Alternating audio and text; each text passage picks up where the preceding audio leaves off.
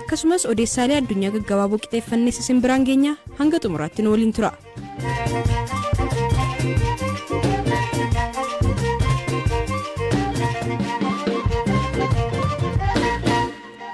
Jimaata darbee Finfinnee bakka Kolfee Qaraanioo jedhamuun beekamutti halkan naannoo sa'aatii 5tti balaa ibiddaa mana jireenyaa tokko keessatti uumameen abbaa fi daa'imman isaa 4 du'uu maatiin BBC'tti himani.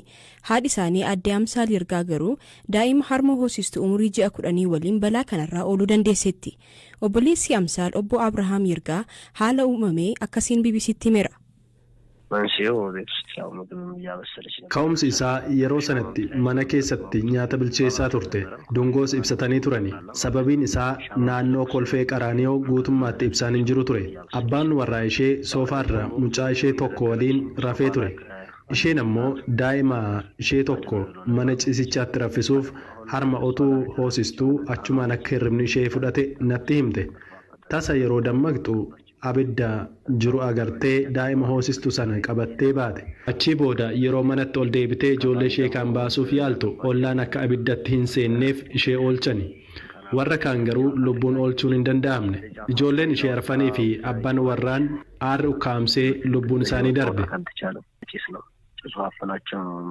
Ijoolleen Aadde Amsaal lubbuun isaanii darbe afran umurii ganna 15, 11, 8 fi 6 ta'uu isaanii kan himan obboleessi isaanii kun hundi isaanii gara hospitaalaa geeffamanis utuu hin ga'iin lubbuun isaanii akka darbe himuun tarii utuu gargaarsi dafee qaqqabeera ta'ee lubbuun nama tokkollee ooluu dandeessi jechuun BBC'tti himaniiru. Ambulaansiinis konkolaataan ittisa ibiddaas kan dhufanii erga ibiddi dhaabbateedha. Utuu dafanii dhufanii jiraate daa'ima tokko yookaan 2 lubbuun oolchuun tarii ni danda'ama ture kan jedhu dhaga'eera. Ambulaansichi balaa abiddaa ta'uu utuu beeku harka qullaa homaatuun qabatiin oksijinii illee utuun qabatiin dhufe. Konkolaataan gara mana isaanii ga'uuf daandiin waan hin jirreef namootni baatanii yeroo achitti isaan geessan mucaan isheen hangafaa harmee koo jettee bo'aa akka turte nutti himaniiru. Ta'us hundi isaanii lubbuun isaanii darbeetu hospitaala ga'an. Waan akkanaa maatii ofiirratti miti orma irratti iyyuu yeroo uumamu dhaga'uun ni cima. Reeffa 5 awwaaluun baay'ee cima. Obboleettiin koo sammuu isheetti deebi'uun baay'ee itti cimee ture. Eessatti akka isaan awwaalaman kan barteeyyuu har'adha. Dubbii himaan Koomishinii Ittisa Balaa Ibiddaa Finfinnee obbo Gullilaat Geetaanaa balaa kanaan lubbuun namoota 5 darbuu mirkaneessuun ka'umsi ibiddichaa maali kan jedhu ammoo qoratamaa jiraachuu BBC'tti himaniiru.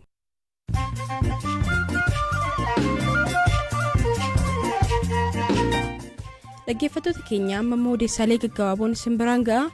Namoota waraanaan miidhaman deebisanii dhaabuuf Itoophiyaan birrii biliyoona 5 ramaddeetti. Lammiilee kaaba biyyattiitti sababii waraanaatiin buqqaafaman deebisanii dhaabuudhaaf baajanni dabalataa birriin biliyoona 5 ramaduu ministeera maallaqaatu beeksise. Manni murtii sadarkaa jalqabaa poolisiin gaazexeessituu Ma'aazaa Mahammad dhaddachatti akka deebisuuf yeroo lammataaf ajaje. Gaazexeessituun kun hojjettoota miidiyaa tibba kana labsii komaandii poostii wal qabatee to'annoo jala oolan keessaa ishee tokkodha. Dubartoonni Afgaan eegdota malee Dubartoonni Afgaan eegdota dhiiraa malee daandii dheeraa akka hin imalleef Taalibaan qajeelfama dilbata baaseen ajaje. Kanaan dura Taalibaan ajaja baaseen manneen barnootaa sadarkaa lammaffaa hedduun barattoota shamarranii fudhachuu didanii dubartoonni hedduus hojiirraa ari'atamaniiru. Mootummaan Firaansii imaamni dubbii jihaadii deeggaruu dubbate jechuun masjiida guddichaa kutaa kaaba biyyattii Ooyisii magaalaa Beevuwaa keessatti argamu cufte. Aangaa'onni akka jedhanitti masjiidi guddaan kun ji'oota 6 dhufaniif cufaa ta'ee tura. Odeessaaleen gaggabaaboo har'aaf qixxeeffanne kanuma.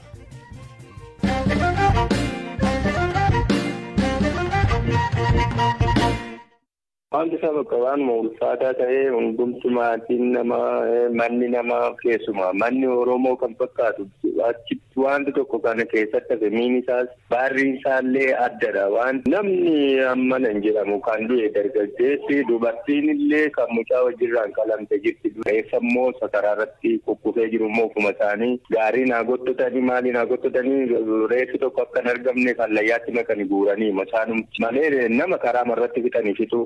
Isaanii kuma jirutti Amaaronni suni ijoollee waggaa 12 kan taate meeshaa gajaraanii eeboo nafee filaachii bakka hunduma isaanii baadhatee deemu. Kana kan dubbate nama godina Wallaggaa Bahaa aanaa Giddaa bakka Alii jedhamurraa maatii isaa waliin baqatee hangar guutee jiru guyyoota dura dubbisnedha. Aanaalee Wallaggaa Bahaa keessaa Kiiramuu fi Giddaa bakka garaagaraa keessatti uummanni hidhattoota Amaaraatiin namoonni ajjeefamaa jiraachuu fi qabeenyi barbadaa'uu akkasumas saamamuu irra deddeebiin himachaa jiru. Guyyaa kaleessaallee yoo xiqqaate namoonni 12 humnoota Amaaraan ajjeefamuu isaanii maatii fi dhalattoonni aanaa Kiiramuu BBC'tti himaniiru. Jiraattota ganda hangar guutee BBC'n kanaan dura dubbise keessaa tokko rakkoon kun babal'achaa fi hammaachaa dhufuu isaa himeera. Kiiramuraallee turameera gara haroo kanaa namni baay'een buqqa'eera inni kaanis du'eera nama baay'eedha kan rakkina keessa jiru gara amurutti illee achi kaasee gara booqaatti horiin namaas qabeenyi namaas manca'ee innis biyyarraa buqqa'ee dhumeera. Kan keenya immoo naannoo ganda Andoo Dadichoo Gootii Alii kan jedhamtu tokko jirti. Maatiin kan koo obboleessi koo goddaameera. Soddaan koo goddaameera. Obbolaan koo durbaa, obbolaan koo dhiiraa affanamanii laga jiru. Namoota 250 ol kan ta'e aggatamanii jiru. Naannoon Andoo Dadichoonis buqqa'aa jira gara Naqqamtetti. Aliin akkuma jirutti affanamee jira. Inni jiru siin kaanis garaagaraa babbadeera. Inni kaan immoo dhumeera bakka maatii tokko keessaatiin nam 5 nam 6 nama 7 kan dhume jira. Hidhattoota Amaaraadha bakka eenyudha kan jiru sun qaba mootummaan sumaanii qaba. Amma nam jedhan xaqilaallaan achi namni jira kan hidhate qaamni seerri hin beeknedha. Warra Dooroos isaan godhan achuma walitti dirmatanii godhu karaan cufamee mishigiin qotameedha. Kaanillee warruma qaama mootummaa jedhamutti illee dheengadda kaantanii godhanii tokkosanii maammalee warra kaan immoo Oromoon immoo yoo hidhattes boorri shan hidhattee irraa fuudhamti wanti hin jiru. Akka isaanii silxanaan sanaxanamaa jiru as keessatti silxanaan kan laatamaa jiru waddee garaa garaatti. Akkuma kana godina Horroo Guduruu Wallaggaa aanaa Jaartee Jaardagaa keessattis himannaa wal fakkaataatu irra deddeebiin dhaga'amaa jira. Namni abbaan isaa fi firoonni isaa hidhattoota Amaaraa jedhaniin jala ajjeefamuu dubbatus akkamitti qe'ee maatii isaa ganda Arbuu Nagaasoo jedhamu dhufanii badii akka raawwatan akka kanaan dubbata. Achi ol mana gurgubaa dhufanii qe'ee isaanii jiru namni baqatee intini jedheera kan namni buqqa'eera. Isaan immoo qe'ee keenya dhiisnee sadhanna jedhanii homaas nun godhanii maal gooneerra waan jedhu amantii maan ta'anii yeroo dhufan garuu waan garaa isaaniif laafan natti hin fakkaatu. Balbaluma isaarratti rasaasaan rukkutanii ajjeesu. Warri kaanis maatiin firootumadha. Mucaa wasiila keenya immoo fudhatanii deemanii jedhanii ammayyuu lafa inni ga'ee hin du'ee fi injiraa lubbuun isaa hin beekamu. Ka'umsa rakkoo sanaa waan beeknu hin qabnu akka haasa'amaa jirutti qaamni mootummaa mormuu naannoo sana jira. Uummata Amaaraa naannoo sana jiraatu immoo isaanii miidhaniiru siin keessa jiraataniiti nu miidhanii kan jedhu uummanni Amaaraa suni aarii qaban walirratti haaloo wal ba'uu wayiitu jira.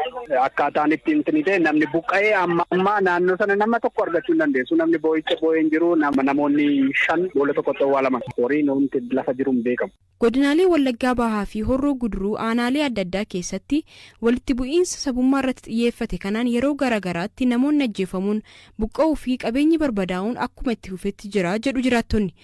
Rakkoo hamaa irra gahaa jiru jiraattonni himatan kanaaf deebiin mootummaa maali kan jedhu irratti hoogganaa biiroo bulchiinsaa fi nageenya mootummaa naannoo Oromiyaa obbo Shaafii Huseen waa'illi keenya ammayyuu ittaanaa dubbisee ture. Kunooti. Godina Wallaggaa Bahaa fi Horroo Guduruu Wallaggaa keessatti hidhattoonni Amaaraa qawwee hidhatan midhaan gubuu qe'ee mana gubuu horii keenya fudhatan jedhanii qonnaan bultoonni godinoota lamaarraa dubbisnee nutti himan kana quba qabdu maali sababni isaa? Wantichi akka waliigalaatti hidhattoota Amaaraatu hin taane finxaalii Amaaraatu shiftaa Amaaraatii fi hidhattoota Abaawo shanitu walitti dhufanii Oromoos saba Amaaraas akka waliigalaatti sablammii naannoo sanaa jiraattota hojjetaa mootummaa hooggansa miidhaa jiru. Abbaan agandaa kanaa warruma Abaawo shaniitii fi Amaara keessaa immoo finxaaleeyyiin shiftoonni jiru. Jara lamaantu walitti dhufanii miidhaa qaqqabsiisuudha yaalanii qaamni kan keenya immoo tarkaanfii hadhaawaa fudhataa jira. Amma jiraattonni dubbisnee inumaa mootummaan nu birmataa hin jiru jedhu. Lakkinni dogoggora. Durumaa garuu rakkoon kun akkamiin dhalate? Fedhii siyaasaati. Kan waraana bilisummaa Oromoo fi kan hidhattoota Amaaraa ergami siyaasaa isaanii gargari garuu maaltu walitti isaan fidire? Kan tokko jira taasise kaayyoon isaanii lamaanuu kaayyoo badiisaati. Biyya diiguu, saba buqqisuu, qabeenya barbadeessuu, boolii uumuu yoo danda'an sirna kana diiganii mootummaa ce'umsaa hundeessuudha. Sirna diiguu irratti biyya diiguu irratti tokko ta'ani. Hidhattoonni Amaaraa sun achuma warra jiraatan immoo naannoo Amaaraarraa dhufan. Achi kan jiraatan jiru. Achuma jiraatu. Akka jiraattonni dubbisnee jedhanitti inumaa mootummaan isaan maayinoorittidha jedhee meeshaa fa'aa kennaafii jedhanii fa'aa himatu. Maali deebiin keessan? Addatti jira meeshaan kenname hin jiru. Garuu mokkaa atis quba qabdu meeshaa qabu jira dhuunfaadhaan durii kaasee jechuudha. Meeshaa sanaan bakka tokkotti miidhaa kan jiraachuu mala. Garuu rakkoo kana to'atanii uummata qeetti deebisuudhaaf qophaa'ummaa fi ciminni mootummaa qabu hangami ammas uummanni mootummaa nu gateedhanii waa wawaataniif kan isin gaafachaa jira. Mootummaan waa dubbachuuf ejjennoon isaa ejjennoo olaanaadha. Karaa lamaan tokkoffaa kaayyoon humnoota badii walitti michoomanii biyya diiguudhaaf deemaa jiran kun dogoggora ta'uusaa uummanni beekuudhaa qaba, dargaggeessi beekuudhaa qaba. Jiraattonni akka walii galaatti godinaalee sana keessa jiran naannolee sana keessa jiran beekuudhaa qabu. Mariin bilchina qabu karooraan hoogganamee gaggeeffamaa jira. Kana faana tarkaanfii fudhachuudha. Akka naannoo keenyaatti kanan jala mureessatti dubbachuu danda'amu yoo fagaate amma booda torbee 2-3 torbee 4 fudhata. Hunda isaa qulqulleessina keessaa bahuudhaaf. Warri finxaaleeyyiin Amaara keessaa bakka buutes Amaara bakka hin buutu shiftaadha. Abaaboo shaniis ergamtuu wayyaaneeti bu'uuraan qabanu. Amma jiraattonni kun jedhanitti ajjeesanii fa'aa boollatti naquu jedhu wanna suukaneessaa baay'eetu dhaga'ama obbo Shaafii. Inni qilleensa irratti hin dubbatamu qorannaa barbaada. Garuu odeeffannoo isin qabdaniin xiqqaadha moo baay'eedha moo maal jechuu dandeenya? Xiqqaadha. Obbo Shaafii Huseen rakkoon hawaasaa godinaalee kanarra gahaa jiru xiqqaadha haa jedhan malee jiraattonni garuu irra deddeebiin gargaarsa gaafannus homaa birbannaa fi eegumsi nageenyaa mootummaa irraa argannu hin jiru jechuun komii qaban akkanaan ibsaniiru. Naannoo sana keessatti uummanni dhaqee amma aanaa irratti gaafa namni dhaqeetu himatutti naannoo sana keessatti isaan ofii isaaniiti uummata nagaa uummataa eeguu hin dandeenye. Nuti ofii keenyaafuu ni sodaanna. Humni hidhateetu achi keessa socho'u ni jira. Inni isinirraati haa dhorku jedhaniitu uummanni yoo dhaqeetu miidhamee hiyyatu uummataaf deebiin deebisan. Iyya uummataatiif hin birmatame achi ta'aniitu isaan kan uummanni amma mufateetu jiru nuti tika hin qabnu qaama itti himannu hin qabnu kan jedheetu uummanni arra walitti kan du'a walii dhaquutu dadhabeetu jiru. Warra mandara sanaa awwaale maleetu nulleetu dhannee awwaaluu hin dandeenya adeemsa sa'aatii 2 irratti.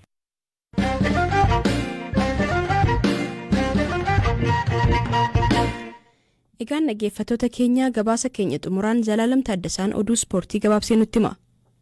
Hordoftoota keenya amma immoo odeeffannoo Pirimeer Liigii Ingilizii isinitti himna. Tibbana boksing deedha. Boksing deen waggaatiin muddee 26 eegalee dorgommiin gaggeeffama. Taphootni baay'een guyyoota muraasa keessatti taphatamuun boksing deen akka inni jaallatamuuf eegamu kan taasisan jechuudha. Guyyaa kana kan adda godhu maatiin firoonni wal arguutiin garee jaallatan waliin ta'uun deeggaru. Yerootti ayyaana Kirismasiis waliitiin kabajanidha. Kanarraa ka'uutiin har'a taphoonni gaggeeffaman jiru. Crystal Palace 3-0 Norwichiin, Southampton fi Tottenham immoo haga daqiiqaa 90 amma dubbachaa jirutti 1-1 jiru. West Ham immoo Watfordiin 3-1 injifatee jira. Taphni Liverpool fi Leicester City gidduutti har'aa gaggeeffamu. Sa'aatii 5 irratti kan eegamu ta'a jechuudha. Manchester United kaleessa 1-1 qixaa xumureera Newcastle United waliin jechuudha. Liigicha Manchester Cityin qabxii 47tiin dursaa jira. Liverpool fi Chelsea immoo qabxii 41 qabachuun itti aananii jiru. Fooyyeensa guddaa kan argisiise Arsenal garuu qabxii 35 sadarkaa 4ffaa qabatee jira. Egaan dhaggeeffattoota keenyaa sagantaan keenya galgala kanaa kanumaan goolabameera. Boor odeessaalee biroo qabannee deebina. Sagantaa irraa kan siniif dhiyeesse ani Firaafolii Dhugaasaadha. Odeessaalee dabalataaf marsariitii keenyaa fi fuula feesbuukii keenya daawwachuu ni dandeessu. Nagaan bulaa.